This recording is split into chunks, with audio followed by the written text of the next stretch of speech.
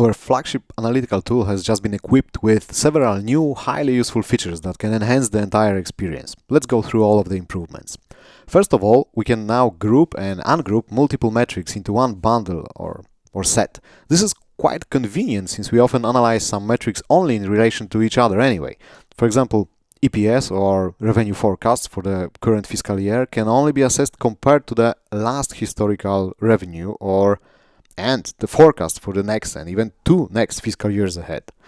So it makes sense to group these indicators together so we can turn them on and off easily.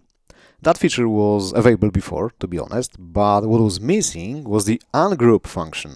If you accidentally group some metrics or just change your mind, now you can click and drag the group metric outside of the group to disconnect it from the rest. The second improvement is the ability to manage alerts for a particular company without leaving the master chart workspace. Let's say we're analyzing the AMD company, looking at the upside metric, and it seems that the entry timing is not really fortunate according to the upside reading because it's just too low, right? So we can set up an alert and let our algorithms notify you whenever the upside will cross the, for example, 30% threshold. You'll be notified about it via email message. And thanks to that, you don't have to remember to check out that company again in the near future. If you want to know more about setting up the alerts, please refer to our manual section or watch the video linked in the description below.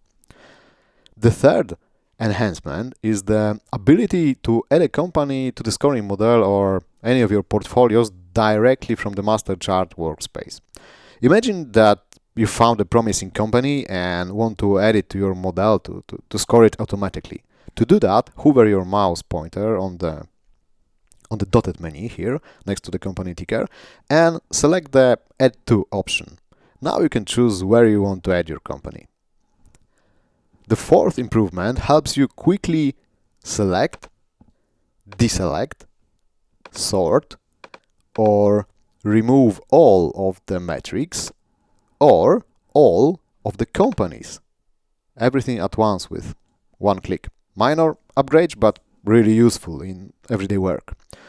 The fifth and the final development is still in progress, and we will release it gradually to more and more users during the next few days, so be patient if you don't see it yet.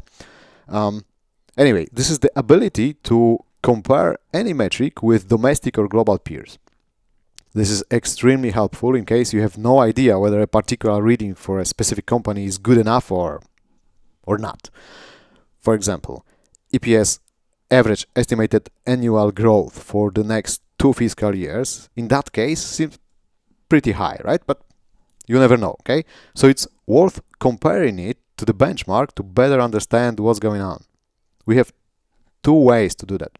Comparing to domestic peers benchmark and global peers benchmark, depending on your preferences.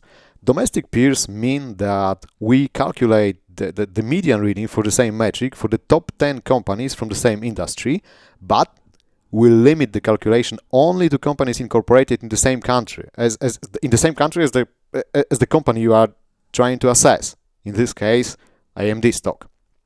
On the other hand, global peer comparison does the same thing, but without limiting the median calculation to any particular country or any particular stock exchange, which makes it more global, I guess.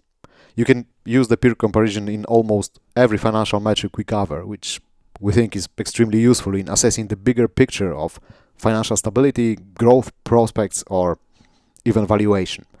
If you don't see this option yet, please wait a few more days and we will turn it on for you.